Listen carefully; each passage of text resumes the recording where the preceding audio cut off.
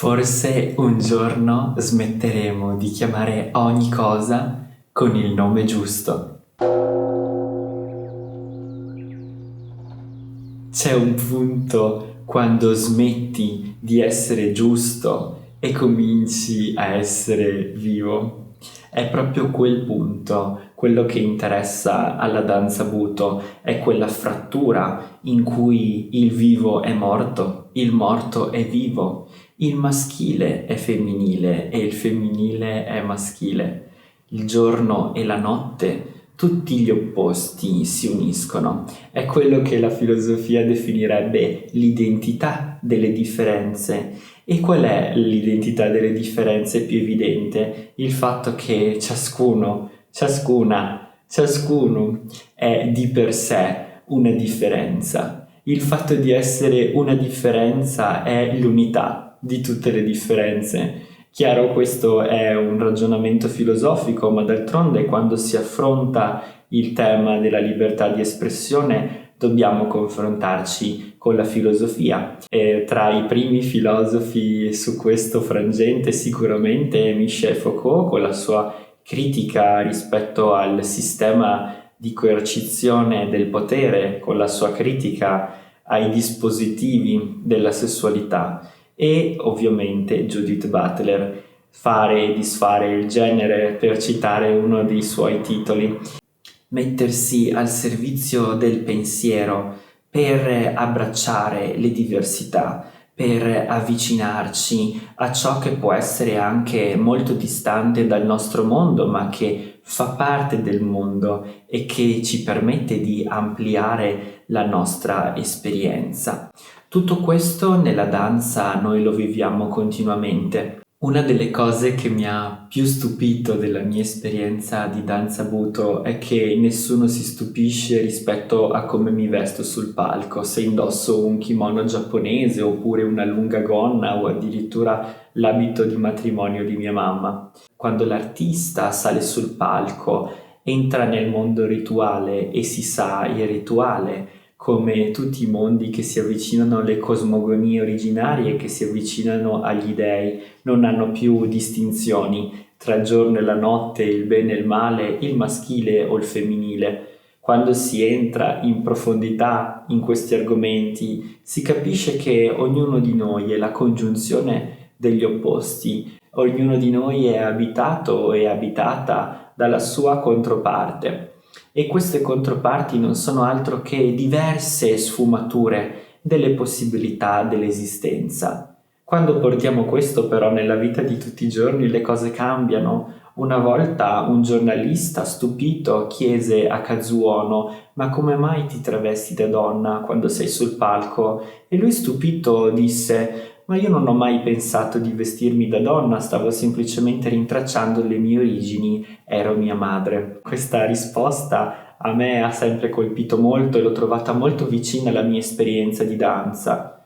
Quello che collide poi è la vita di tutti i giorni, quando non siamo forse tutti e tutte e tutto liberi di fare quello che vogliamo, di indossare i vestiti che vogliamo indossare. Per farlo oggi serve una rivoluzione, serve un gesto di liberazione. La danza Buto nasce da un mito, il mito di Amaterasu, la divinità del sole che, sconvolta dalle brutte cose che fa il fratello Susano, tra cui defecare nei campi e lanciare una carcassa di cavallo all'interno della sua corte, Amaterasu decide di abbandonare il mondo e di rifugiarsi in una caverna, questa caverna che ritorna in tante culture fino alla grande allegoria di Platone nella Repubblica, di cui parleremo in una delle prossime puntate.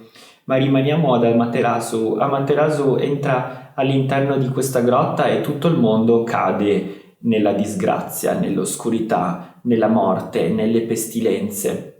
Arriva la divinità della danza, Ame no Usume, che si mette a danzare su un catino rovesciato, ma non lo fa semplicemente, lo fa denudandosi, mostrando il suo sesso e suscitando l'ilarità di tutte le divinità. Incuriosite da quello che stava succedendo, Amaterasu esce dalla caverna e ritorna il sole.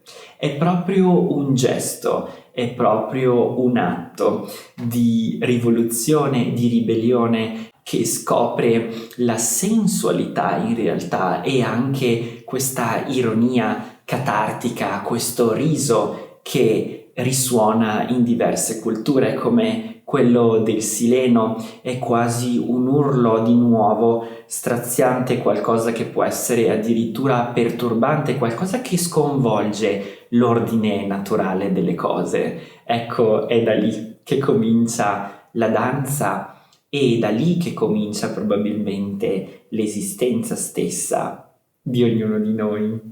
La danza allora ci invita a oltrepassare le regole, a non vedere le distinzioni, a prendere gli opposti e a unirli, tenendoli insieme, trasformandosi continuamente all'interno di queste sfumature. E così si può danzare, cogliendo le diverse sfumature che colorano le nostre esistenze. Questo è il compito dell'artista, uscire dalle regole.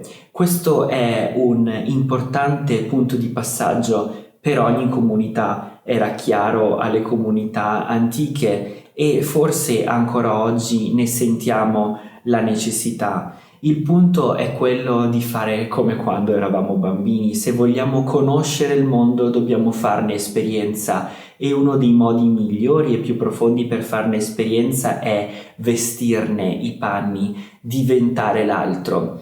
Penso che questo sia l'unico modo per generare poi quella capacità squisitamente umana che possiamo definire empatia. Come facciamo a sentire l'altro se non mettendoci nei suoi panni, se non facendo vivere in noi una parte di esso? Quando danziamo non dobbiamo chiedere il permesso di esistere, perché quando si entra in un workshop di danza Buto la libertà è totale e non abbiamo più la necessità di vestire i nostri panni, non abbiamo nemmeno più la necessità di dover essere per forza sempre degli esseri umani, ma possiamo trasformarci negli elementi della natura, addirittura in oggetti inanimati. La cosa più interessante è che proprio attraverso questi passaggi noi apprendiamo sin da quando siamo bambini. Studiamo infatti la mimesis. La mimesis è la capacità che abbiamo, ciascuno di noi, sin dalla sua prima infanzia, di essere e diventare qualcos'altro. Quando facciamo finta di essere un drago, tutto di noi si muove come se fossimo un drago. In quel momento non stiamo imitando il drago, letteralmente lo siamo. L'aria che esce dalle nostre narici può essere incendiata, possiamo sputare fuoco o addirittura sputare laser di ghiaccio. Questa è una capacità che ci permette di apprendere il mondo, perché l'unico modo che abbiamo per empatizzare con l'altro, per creare i sentimenti, è vivere l'altro attraverso di noi, e farlo attraverso il nostro corpo è uno dei nostri probabilmente istinti primari. È questo che andiamo a riscoprire durante la danza, ed è proprio questa esperienza che io trovo particolarmente preziosa e che ho voluto restituire attraverso il mio libro La danza di Eros e Thanatos per una pedagogia queer. Il punto allora di questa puntata è una dedica a tutti i corpi liberi. La risposta non è alla domanda chi vuoi essere, ma chi puoi essere, e come la tua vita può allargarsi di significato attraversando questa grande dimensione della mimesis che è il viaggio metamorfico.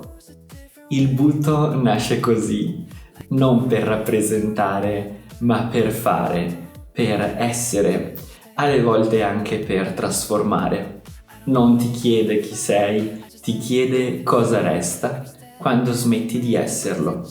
Cosa accadrebbe se smettessi di definirti? con questo esercizio. Ci vediamo nella prossima puntata.